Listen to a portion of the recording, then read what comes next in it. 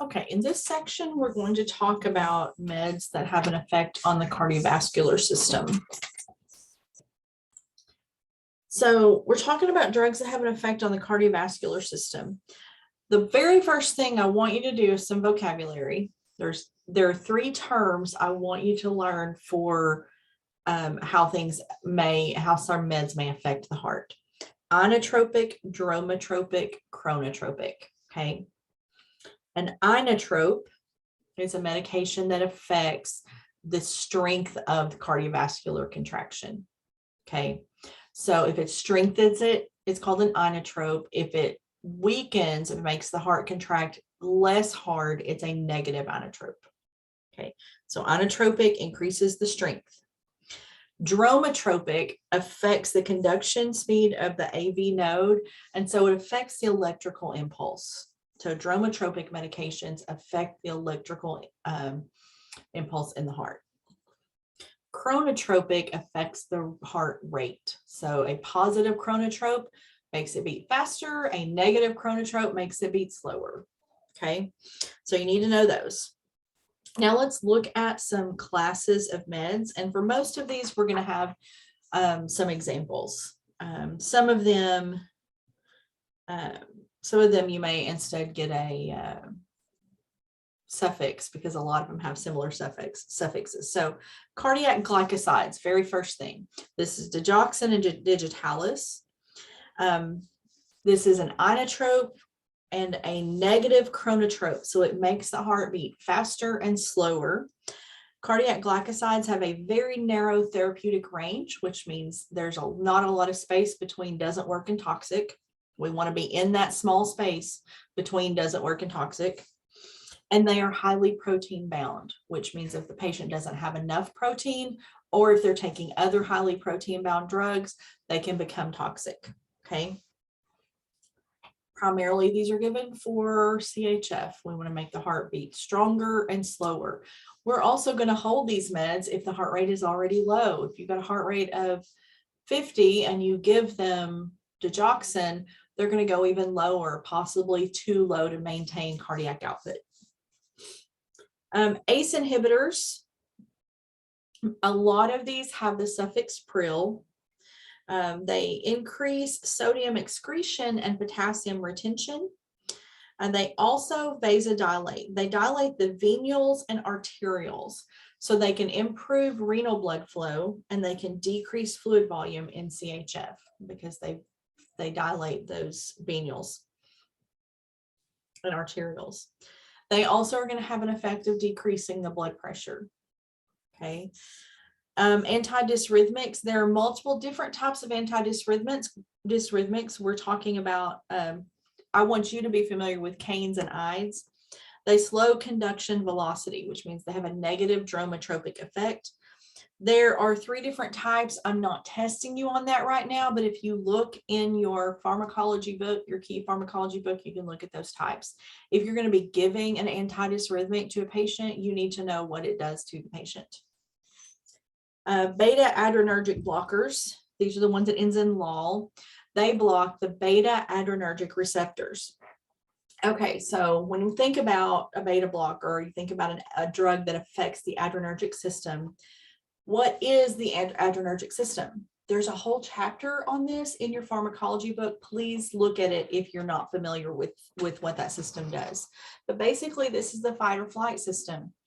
This is I'm being chased by a dinosaur. I've got to run away. I know, don't tell me that they weren't at the same time, but I'm being chased by a saber-toothed tiger, whatever. I've got to run away or fight, one of those things. So it causes vasoconstriction, increased heart rate, increased blood pressure. It also has effects on other parts of the body. It causes bronchodilation. The lungs open up and so we can get more air in, and it decreases perfusion to the internal organs so that we can get perfusion to our legs to run away. So a beta blocker blocks the beta receptors in the adrenergic system. So the adrenergic system has alpha and beta receptors. And then they have, for each one of those, they have different categories of alpha 1, alpha 2, beta 1, beta 2. Okay. So if we're blocking the beta adrenergic receptors, then we're blocking a lot of those cardiovascular and respiratory effects. So what if someone has asthma and maybe they're always have a little bit of adrenaline keeping their airways open? So if we block that, they can have bronchospasm. So then we have selective beta blockers that target just the ones that affect the cardiac tissue and not the lungs. So that's when we talk about selective and non-selective. They decrease the conduction velocity and automaticity. So they decrease that, they have negative dromotropic effects. They decrease that electrical transmission. They slow the heart rate, negative chronotrope. And they lower the blood pressure because they're slowing the heart rate down. We also don't want to give those if the patient has too low a heart rate. Usually our guideline for that's a little lower than digoxin because the effect's a little less severe, but we want to be careful with those. There are drugs that prolong repolarization. So again, that's a negative dromotropic effect. They slow things down. For quite a few arrhythmias, if we can slow things down, we can avoid the arrhythmia. So they try to slow that transmission down. But if we're slowing down the transmission of electrical signals, we have a potential to block them completely. Calcium channel blockers.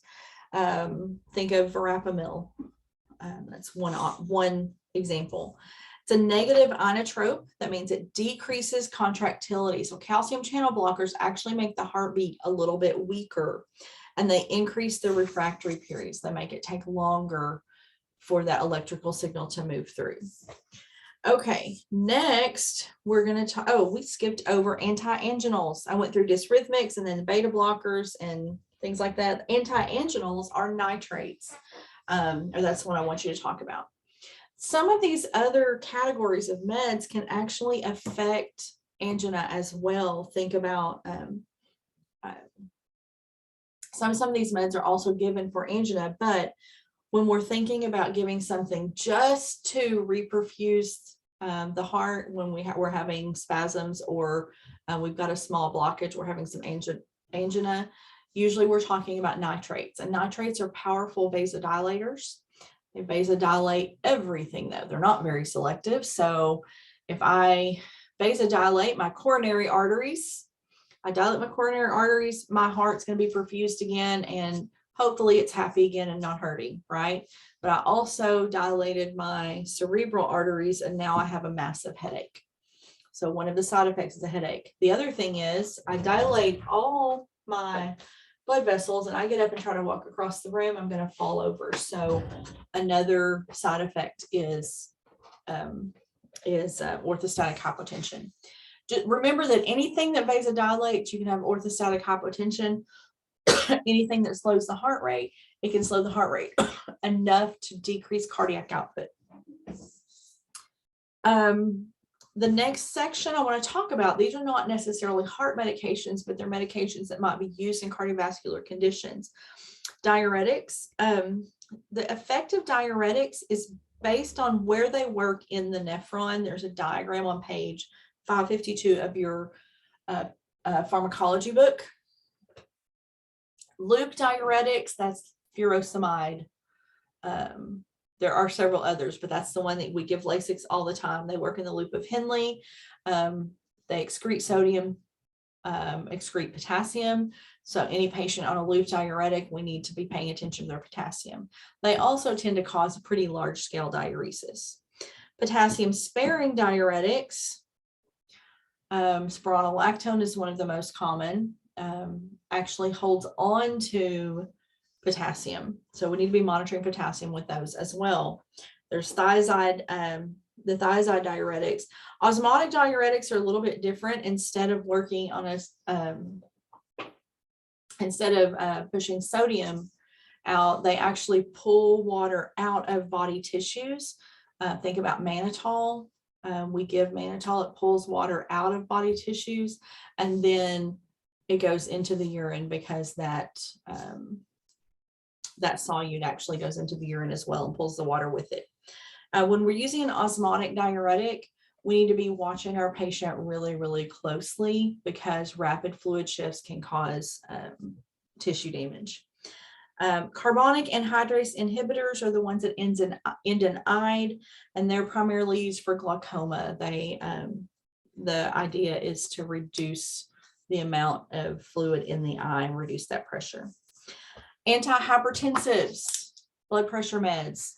Very, very often in clinical, I approach a student, what is this medication for that we're giving? Well, it's for blood pressure. What does it do? It lowers the blood pressure. I want to know how. How does it lower blood pressure? Adrenergic blockers block the adrenergic system. Okay. Sometimes they work on alpha and beta. So if they block the adrenergic system, that's what vasoconstricts, speeds up the heart. They're slowing it down, right? That would include beta blockers, which are a specific type of adrenergic blocker. Direct vasodilators, think of hydralazine and minoxidil. They vasodilate. If you have the same amount of fluid in all the tubes and you make the tubes bigger, the pressure gets lower. ACE inhibitors and angiotensin II receptor blockers, ARBs, also tend to cause vasodilation. So they also have a potential side effect of orthostatic hypotension, but they can actually be protective for the kidney because they promote perfusion of the kidney. Direct renin inhibitors, the renin angiotensin system is there to hold on to water when we are dehydrated or hypovolemic. Sometimes it starts acting up and decides to hold on to water all the time. Direct renin inhibitors the goal is to short circuit that to allow the water to go out. And calcium channel blockers also vasodilate. So when you think about how these work, think about how they're affecting the heart and different body parts. So I want to take just a second because we've talked about all these heart meds and blood pressure meds and diuretics, and I want to talk about preload and afterload. Okay. You've probably heard the terms. If you don't know what they mean, preload, actually, let me find the diagram real quick. Okay, let's look at the diagram. This visual may be helpful. Okay, preload is how much blood is left in the ventricles at the end of diastole. So preload has to do with how much is going into the heart. Okay. Afterload is how much resistance the ventricle has to overcome to circulate the blood. So hydration and blood volume affect preload, right? Because that's how much blood is left in the heart. Afterload may have to do with vasoconstriction. It may have to do with some sort of blockage. It may have to do with if we've got too much blood volume downstream, that can affect afterload as well. Okay, but think of preload, what's left in the ventricle at the end of diastole. So it has a lot to do with blood volume, fluid balance. Afterload is about how hard it is for the heart to push blood through those vessels. So I want you to think about how these different classes of meds would affect preload and afterload. So if I give a patient furosemide, that's going to have a big effect on preload, right? I'm getting rid of some of that extra fluid. If I give them enalapril, that's going to have an effect on afterload because it vasodilates. So it decreases the pressure the heart has to overcome to pump. All right, next section I want to talk about is anticoagulants. Anticoagulants, you want to look at where in the clotting cascade does it work. Heparin, we used to use lots and lots of unfractionated heparin, and then they invented low molecular weight heparin, which has a lower bleeding risk. enoxaparin. So we give lots and lots of enoxaparin. We give it some Q. Heparin, unfractionated heparin now is mostly given if we need to give it IV. I have had a provider or two in the last year or so order unfractionated heparin sub-Q. Warfarin is given orally. I want you to look at the half-lives of those. If you have a patient who is anticoagulated because they have maybe an artificial valve, okay, they're on Coumadin all the time, or maybe they have a history of DVT. They have a history of DVT. They're on Coumadin at home, and they need to have knee surgery, which is historically a very bloody surgery. Well, we can't do knee surgery on Coumadin. They'll bleed to death on the table. So we've got to stop the Coumadin. But Coumadin has a long half-life, so it takes a long time for it to get out of the system, which means a long time for that patient to not be anticoagulated. So now they're going to get a new blood clot before they ever make it to surgery. So if we give enoxaparin while they're not taking that Coumadin, it has a shorter half-life. So we give enoxaparin, get them off the Coumadin, and then we can stop the enoxaparin at a shorter interval before surgery and then restart it afterward. Okay, I just looked those up real quick because I don't know them off the top of my head, but half-life of Warfarin is like 60 hours. Half-life of Coumadin is like 4.5 to 5 hours. So we can move them to enoxaparin and keep them on that until closer to surgery, and then restart the enoxaparin after the surgery, and then transition them to Warfarin. That's also why when a patient's being started on Warfarin, we don't immediately stop the enoxaparin or heparin, because it takes time for it to have a therapeutic, to reach a therapeutic level as well. Another option when we're talking about clots and anticoagulation is antiplatelets, like aspirin and clopidogrel may be given, and they just prevent platelet aggregation. You need to understand the difference between anticoagulant that prevents clots from forming and thrombolytics that actually break down the clots. TPA is a thrombolytic. If I administer TPA to someone who's recently had surgery, they're going to bleed into their surgical site. Because I've eliminated their ability to clot all of those places that are not eliminated their ability. I've actually broken down all the clots at those places that are still healing. And finally, anti-lipidemics. There are several classes. The only one I'm gonna that's fair game on the test is statins. Okay. And the one big side effect or adverse effect you need to remember about those is going to be potentially rhabdo. Okay, next section we'll talk about respiratory meds.